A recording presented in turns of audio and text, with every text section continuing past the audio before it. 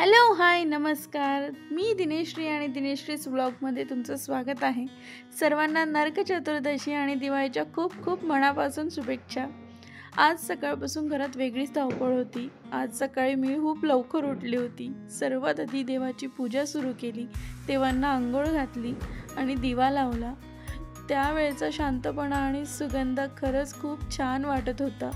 पूजा झाल्यानंतर मी तुळशीलाही दिवा लावला. दिवाळीतली सकाळ म्हणजे काहीतरी वेगळीच असते नाही का? मन शांत होतं आणि वातावरण पण अगदी सुंदर वाटतं.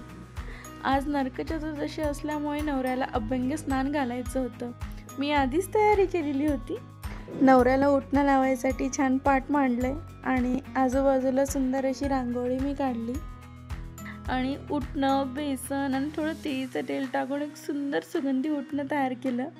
असं करताना खरंच वाटलं लहानपणी आईसारखं मीही आता करायला शिकली आहे. नवऱ्याला उटणं लावताना घरभर गंध पसरला आणि मनात आलं, बस आत्ता खरी दिवाळी सुरू झाली आहे. सगळं झाल्यावर मी नाश्ता बनवायला घेतला. साधा पण घरचा, प्रेमाने बनवलेला.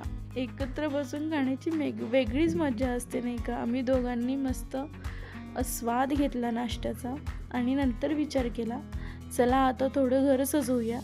मग सगळीकडे छान लाइटिंग लावायला घेतली. गॅलरीपासून तो हॉलपर्यंत सगळं चमचमू लागलं.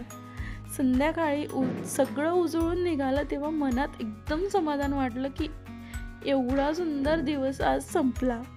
बस आता झाला माझा सर्व नरक चतुर्दशीचा दिवस. हा पूजा, उठणं, नाश्ता आणि डेकोरेशनसह. तुम्हाला हा व्लॉग कसा वाटला मला नक्की कळवा आणि नरक चतुर्दशीचा हा व्लॉग आवडला असेल तर नक्की लाईक, शेअर आणि सबस्क्राईब करायला तर अजिबातच विसरू नका. पुन्हा भेटूया अशाच नवीन व्लॉगसोबत. वन्स अगेन सगळ्यांना हॅपी दिवाळी अँड बाय.